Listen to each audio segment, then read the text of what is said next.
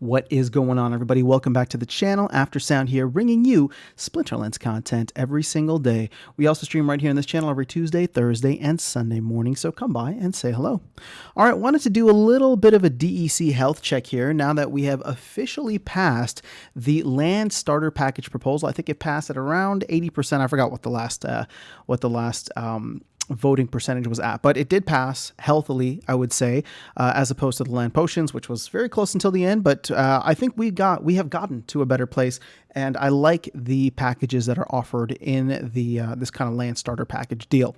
So what that is set to do is create, within the next hopefully couple of weeks, maybe couple months, a DEC sync of up to 4.5 billion DEC. Now, if we've learned anything from syncs versus demand, it's that at the end of the day, there could be all the syncs in the world, but if there's no demand, it doesn't matter. And what I'm pointing to primarily is our vouchers, or the voucher token, because even going back to September of last year, when we had Tower Defense presale come out, when we had Rift Watchers come out, we saw that there was significant syncs for all of these different products that were sitting on the shelves. But it would have eaten into the voucher supply.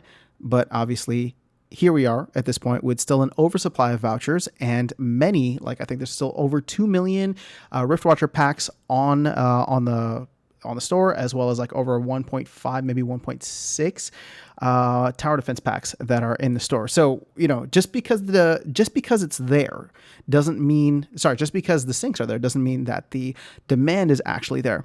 So as we look ahead now to DEC. DEC is fundamentally different for one main reason. One, we have an oversupply, but it is not increasing outside of when we find, hundreds of millions of DEC under the couch cushions. But hopefully that is over. And so with DEC, the supply is not increasing. I mean, it can be in very small amounts per season. I think it's like 7 million DEC on the leaderboard each season, which again, 15 million in the grand scheme of things is not going to be, as crazy as the 70 million that we were doing before. And obviously with the reward cards going to Soulbound, those are no longer able to be burned for DEC. So you could be burning Chaos Agent cards, but the math just doesn't really make sense, nor are you getting those for free. You'd have to buy them off the market or buy packs from the store and then burn. And again, like I said, the math doesn't really make sense there. The only other source of DEC inflation that we could be seeing would be in Gladiator cards, but I would be really shocked to see any kind of botting or botting accounts that are able to burn these in mass to really move the needle. And if anything, we've seen the numbers come down significantly on the total number of counts and total number of battles, but we'll save that for a separate video. Here we are though, and let me, we're seeing DEC at roughly 3/4 of its peg, up to 750 Splintoshis, and we've been there for a little bit, and I would say that we've been above 700 Splintoshis for a while now, which is fantastic. And when we take a look at DEC overall, it's showing us here 6.37, but that's just because the data for some reason is still not excluding this wallet right here, the null wallet. So this is roughly 150 million. If we were to remove that, that puts us at about a total of 6.25 billion DEC, which unfortunately I think is still higher than before we found the DEC under the couch cushion. So we're still working our way through that. Now, what we do know is that the team is holding anywhere between 2 to 3 billion. Again, it doesn't really matter as much there. And then there's another 2 billion being held in liquidity pools. And so when you think about this 4.5 billion DEC, it's a lot. But I also think there's no way we're going to fulfill all of that demand. As it stands right now, we have only had about 1/3 of all lands be claimed. Now, I'm sure some people are waiting for a further incentive. I mean, I haven't even claimed mine yet, right? But on the whole, we've seen only about 1/3. So I would say that by the time we get all this land stuff out, if there's no incentive, we may be, we'll just say half, right? So that puts us at about 75,000 plots of land, and that cuts down the 4.5 billion DEC down to 2.25 billion if every land plot will avail of these starter package options. I really don't think that is going to be the case. Sure, that could burn a ton of vouchers, which again, we have a good amount of vouchers in circulation, but at the same time, and DECB is still in the mix, which is why I was bringing the whole voucher situation in.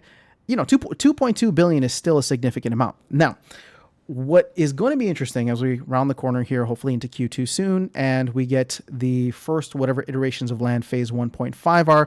I know I'm jumping the gun here because we don't even have land phase 1. But once we get the first iterations of land phase 1.5, where there could be staking on land, whether that is monster related or unit related or DEC related, or a combination of both, that may incentivize people to start taking advantage. Now, what I hope the team doesn't do is make it available only for a limited time. I think they already said that they're probably going to make these starter packages only available for a limited time. But my hope is that that limited time won't end before the real demand or potential incentive structure for people to not only claim their land plot, survey their land, and do all that, but obviously start to work on their land if they need to earn SPS. So one of the biggest things that I think is going to push people in that direction is this move, if we can get there by the end of Q2 or sometime within Q2, in order to get people to start earning their SPS, not passively anymore, but by actively staking on your land, right? Staking monsters on your land. So that will force people to come in and take advantage or survey their land. And if you're going to survey your land, I would say that at least getting one of these starter packages would be worthwhile. Again, this is not financial advice. This is just game advice, right? Like if you're looking at it, what they're trying to do is give you an incentive and incentive to start from level 1 rather than having to build your building from scratch with the materials that may be probably more expensive early on, right? Plus, you want to start working your land, you want to start earning, you don't want to go through all of that jazz. So again, I'm speculating so much here. So, take this all with a grain of salt. But when it comes to the demand, I don't think we're going to see the incentive for that demand to come in for another couple of months. So just because we passed this proposal, which I think is great, I'm excited about it. Now the team can go through. They know that they have the approval from the community or from the DAO as a whole to go through and start creating these syncs. But hopefully that's going to come in concert with the land paper or 1.5 paper that we're supposed to be getting hopefully by the end of, I thought we were going to get within a couple of weeks and then a full land paper by the end of Q1, but I wouldn't be surprised if it just ends up being the land phase 1.5 paper by the end of Q1. So, interesting times ahead. There's still a ton of DEC here, and there's absolutely no reason for anybody to be aping into DEC outside of speculation, but we do know where this is going, right? It's just we don't have the details yet, and I think that is the biggest reason why we're not seeing a huge move in DEC value. But, candidly speaking here, when it comes to the 4.5 billion DEC sync, I genuinely believe the team is going to make sure that they align all of the incentive structures properly so with the window that this will be available. So, however it looks, if it's going to be something like, you have to stake monsters or stake DEC or just have your land ready to go to start earning the SPS that you're currently getting airdropped to you, then if we get all of that information in a timely manner and we know that it's coming, that could drive things. So, where will DEC be? Are we going to be back up to peg by the end of the quarter?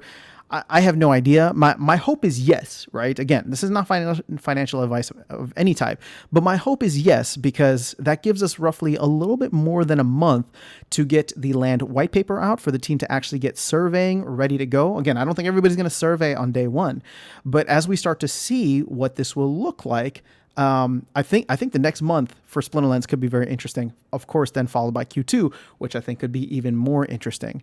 So that's where we're at with DEC right now. Again, we've seen a significant burn, I would say, despite, and again, this is not including the overall, the DECB, right? Or I guess it is included. Actually, no, it's not including DECB because you can see here that the DEC supply still includes the Null Address wallet. So we're still burning more than 1 million per day. You can see here on the 7-day, on the 15-day, even on the 30-day, we're still burning a little bit more than 1 million per day, which again, fantastic news, but if we stay at 1 million per day, it's going to take us years to burn through all of the extra DEC. So I do think that this land proposal, or this past land proposal, is going to be a big factor.